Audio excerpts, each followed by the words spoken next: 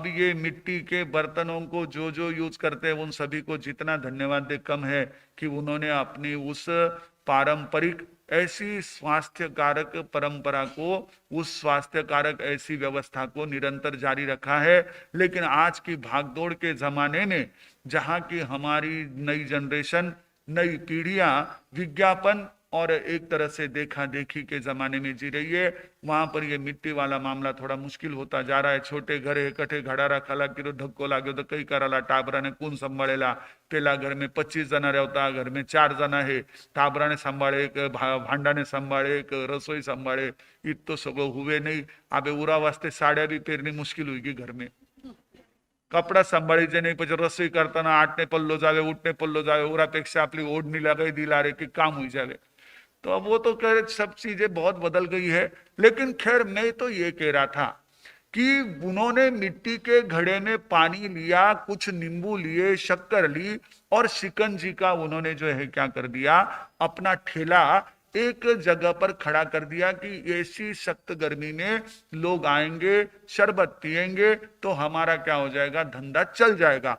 तो दोनों मित्रों ने जो है धंधा अपना जो है वहां पर ठेला लगाया और उस ठेले को लगा करके शरबत की वहां पर जो है ये दुकान शुरू कर दी। तो एक ग्राहक आया और उसने कहा कि भाई 1 गिलास शरबत दे दे, क्या कीमत है? उन्होंने कहा 1 रुपये में शरबत है। वो जमाना था जब 1 रुपए में चीजें मिल जाती थी, अब तो जल्दी चॉकलेट भी नहीं मिलती है।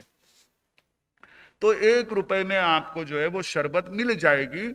तो उसने कहा ठीक है, 1 रुपया का सिक्का उसने दिया, शरबत लिया, ठंडा ठंडा शरबत अच्छा सा बना हुआ, उसने वो शरबत पिया और शरबत पी करके प्रसन्नता से चला गया।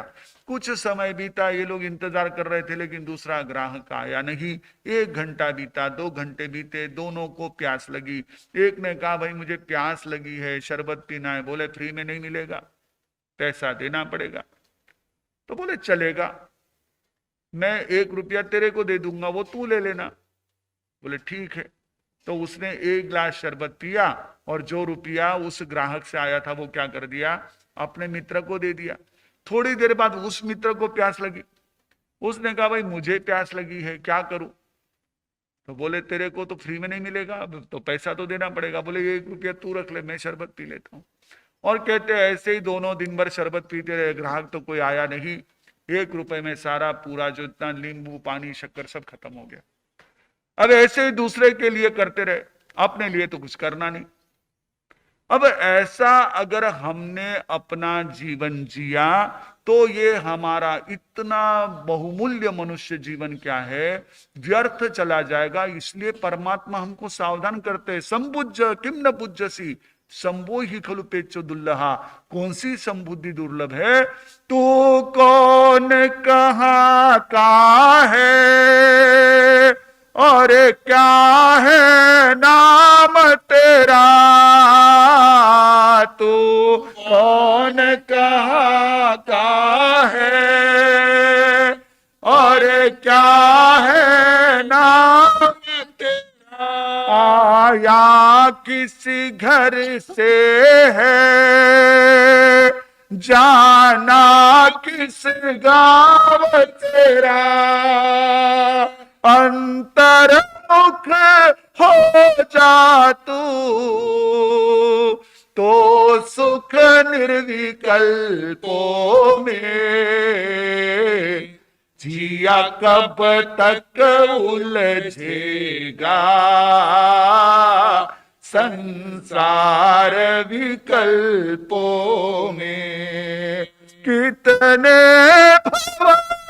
बीत चुके संकल्प विकल्पों में, जिया कब तक उलझेगा संसार विकल्पों में। तू कौन कहां का है और क्या है नाम तेरा? किस घर से आया तू, जाना किस गांव तेरा? यह प्रश्न कभी हमारे मन में उपस्थित हो, इसके लिए ये चातुर्मासिक पक्के का अवसर। हमने बहुत औरों के बारे में सोच लिया, औरों की तो सोचो छोड़ो, हमारे शरीर के बारे में बहुत सोच लिया। हमारे कपड़ों के बारे में बहुत सोच लिया, हमारे करियर के बारे में बहुत सोच लिया, हमारे शरीर और हमारे करियर और हमारे इस बाहरी परिवेश से जुड़े हुए औरों के बारे में बहुत सोच लिया। यही सोच सोच के लोग क्या हो गए, जीवन पूरा जो है खत्म कर चुके। यही चिंता जिंदगी भर लगी रही, सबसे बड़ा रोग क्या कहेंगे लोग। इस पर की चिंता में घुल घुल के हमने अपने इस जीवन को खत्म कर दिया। चलो कोई बात नहीं, जितना समय बीता उसकी कोई परवाह नहीं है। अब हमारे पास अवसर है, ये मौका है, हमें ये सोचना है कि मैं हूं कौन, कहां से मैं आया हूं, वास्तव में मैं कौन हूं, मेरा जो नाम है क्या वो वास्तविक है। अगर वही वास्तविक है तो फिर माता पिता ने और मेरी बुआ ने और मेरे दादा दादी ने, नाना नानी ने इस नाम को क्यों दिया। अगर ये नाम पहले से था तो फिर हम क्यों कहते कि थारो नाव कौन रखियो, मारो नाव वे नहीं रखियो, मारो नाव या नहीं रखियो, मने वे नहीं नाव दियो, मने वे नहीं नाव दियो, क्यों कहते। पहले तो नाम नहीं था। अगर ये शरीर मैं हूं तो मेरी मां के गर्भ में आने से पहले ये शरीर कहां था। फिर क्या मैं शरीर हूं, क्या मैं नाम हूं, क्या मैं वो पद हूं, ये हमको सोचना, प्रत्येक को स्वयं को सोचना है। ये तो मैं आपके साथ में थोड़ा सा संवाद कर रहा हूं, मैं आपके साथ चर्चा कर रहा हूं, लेकिन ये विषय टोटली पर्सनल है, 100% पर्सनल, कॉन्फिडेंशियल, किसी को कहने वाली बात नहीं है, खुद के लिए सोचने वाली बात है। क्योंकि ये समय मिला है, हमें इसके लिए समय लगाना है। हम तपस्या करते यानी क्या करते, हमने एकासन किया, हमने उपवास किया, हमने नौकार सीखी, हमने आयम बिल किया, हमने बेला किया, हमने बियासन किया, क्या किया। मैं बिना खाए भी रह सकता हूं, ये हमने स्वयं ने जान लिया ना। अगर मैंने उपवास भी किया लेकिन मेरा पारना कैसा होगा अगर इसका विचार चल रहा है तो मैंने उपवास किया ही नहीं। मैंने नौकारसी की लेकिन नौकारसी कितने बजे आएगी, 1 मिनट भी उसके बाद में मेरा जो है बिल्कुल भी धीरज नहीं रहता है। कि जैसे कहते ना, शिजुस्तवर दम निकतो निवुस्तवर निगत नहीं। ये जो हमारी एक तरह से मानसिक कमजोरी है, इस कमजोरी को दूर करने वाला तप है, हमको अपनी शक्ति का बोध कराने वाला तप है। उससे कर्म निर्जरा होती है। हमारे यहां कहा गया है कि कर्म निर्जरा का एकमात्र उपाय तपस्या है। लेकिन वो तप यानी क्या, तप यानी हमें अपने आप का परिचय होना, अपने आप से हमारा रूबरू होना। कि खाना यानी मैं नहीं हूं, खाने के लिए मैं नहीं हूं, बिना खाए भी कुछ समय रह सकता हूं, मैं लूखा सूखा खाकर भी रह सकता हूं, मैं एक समय खाकर भी रह सकता हूं। यह अपने आप का परिचय हो जाना, अपनी शक्ति का परिचय हो जाना यानी तप है। ठीक है, उसमें प्रत्याख्यान ये विधि है, धन्यवाद देते ये उसकी व्यवस्था है और हमको अनुमोदना का लाभ मिलता है। ये सारी चीजें उसके आसपास वाली। मूल बात क्या है कि तप है ये हमारे भीतर की शक्ति का एहसास कराने वाला। मेरी जो अनाहारक अवस्था है उस अनाहारक अवस्था की ओर ले जाने वाला। मैं तो जब जब विग्रह गति में मार्ग में रहा, मैं भूखा रहा, केवल उसी समय अनाहारक रहा, बाकी समय में तो आहार लेता रहा। और ये तो हमारा बोनस में आहार चल रहा है। तपस्या करते हैं तो केवल हम किसका त्याग करते हैं, कवल आहार का त्याग करते हैं। 3 प्रकार के आहार है, ओजाहार, रोमाहार, कवलाहार।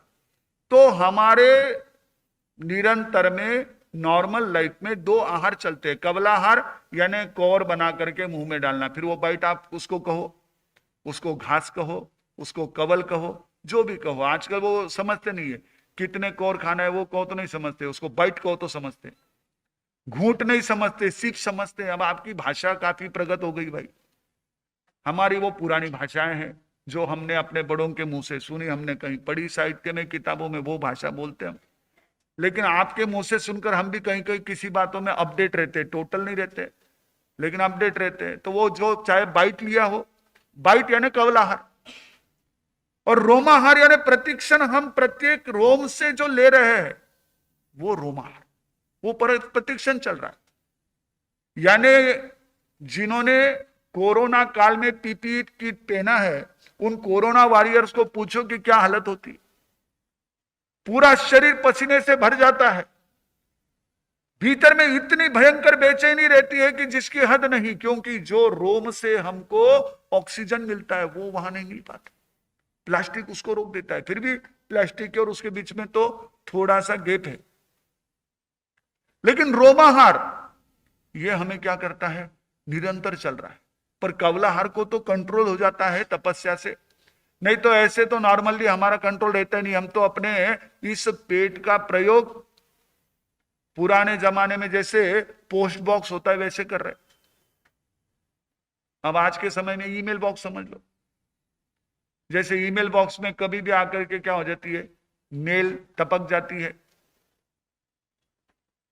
वैसे ही क्या हो जाता है, ये हमारा आहार है, कभी भी चालू है, कोई कंट्रोल नहीं, ना रात्रि भोजन का त्याग, ना नौकारसी, और बाकी तपस्या का तो काम नहीं। बाकी समय में हम बहुत क्या हो जाते हैं, फ्री रह जाते हैं।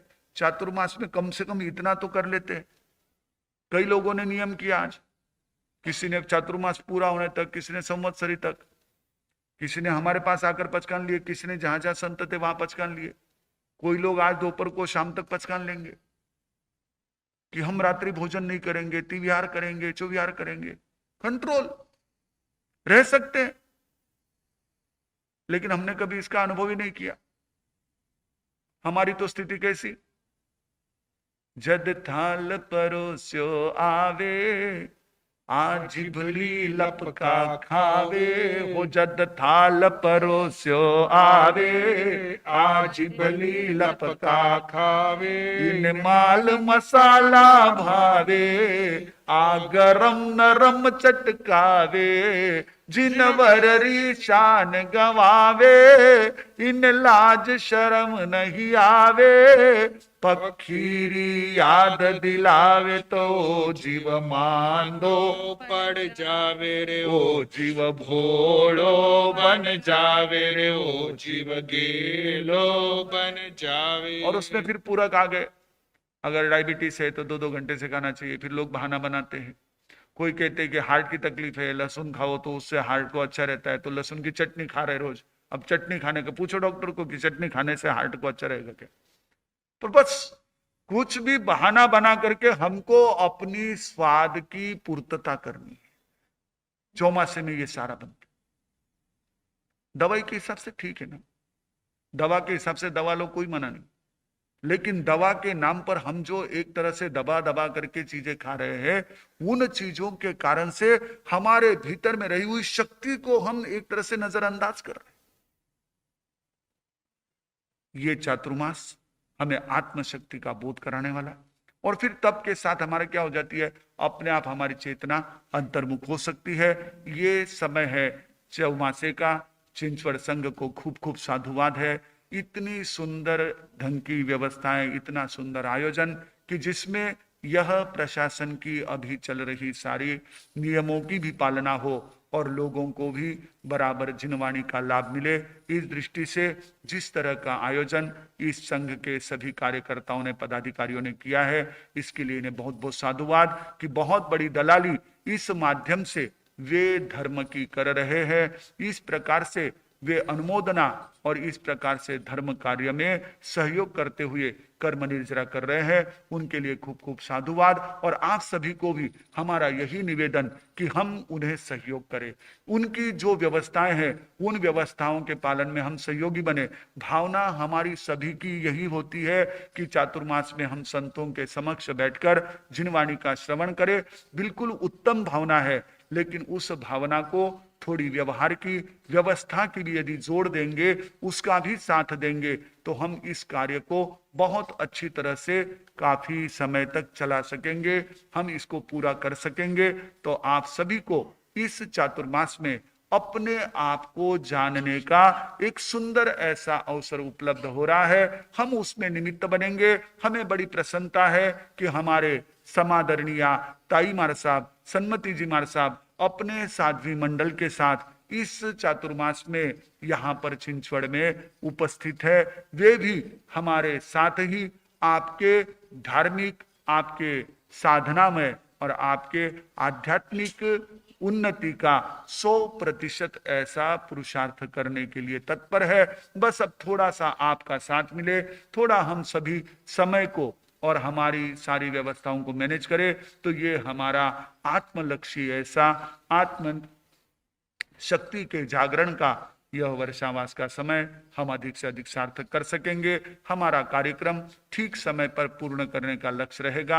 आप सभी इस बात को ध्यान रखिए, समय पर आए। जब जब आपको बुलाया जा रहा है तब तब आप समय पर आने का प्रयास करें, नहीं तर कधी बी गया तर आपली सीट रिझर्वच आहे आणि रिझर्वेशन हुयारो है, नहीं तो आपण जावाला तर सीट मिळेलच, काही फरक पड़े न। तो हम इस प्रकार से अति उत्साह बताए, न हम कहीं उदासीनता रखे। हम इन सारे आयोजनों में सम्मिलित होकर अपनी धार्मिक, अपनी आध्यात्मिक चेतना को एक तरह से और अधिक पुष्ट बनाए, सशक्त बनाए। इन्हीं मंगल भावों के साथ एक साथ प्रेम से बोलेंगे जय आनंद आनंद गाए जा, चरणों में शीश झुकाए जा। जय आनंद आनंद गाए जा, ऋषिवर आनंद का नाम रटो, कलिमल भावों से दूर हटो। यह गीत रसिक सुनाए जा, जय आनंद आनंद गाए जा। चरणों में शीश झुकाए जा, जय आनंद आनंद गाए जा।